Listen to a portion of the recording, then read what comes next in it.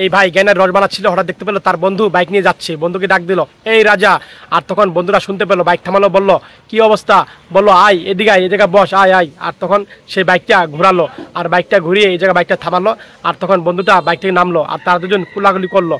আর তখন দেখেন এই ভাইটা বন্ধুকে বলো আয় এদিকে, না না কাজ আছে। আর তারপরে জোর করে ভাইটাকে নিয়ে আসলো, আর বেঞ্চটা দেখেন সে পরিষ্কার করে দিল হাত দিয়ে। তারপরে বন্ধুটাকে বসালো, আর সে শরবত আনতে গেল, শরবত বানাচ্ছে। আর এদিকে বন্ধুরা দেখলো, আর সে শরবতটা নিয়ে এসে বন্ধুকে দিল, আর সেও বসলো। আর বন্ধুটা দেখেন শরবত খাচ্ছে, আর সে তাকিয়ে তাকিয়ে দেখছে। আর সে তার জন্য একটা হাসলো।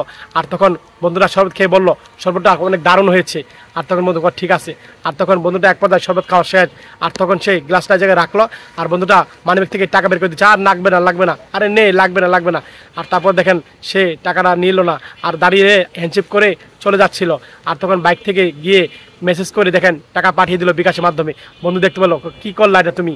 ওরা বললো যে আচ্ছা ঠিক আছে। আর বন্ধু দৌড়ে যেতে গেল, আর বন্ধুরা দেখেন তারপরে চলে যাচ্ছিল। এই ভিডিওটা ভালো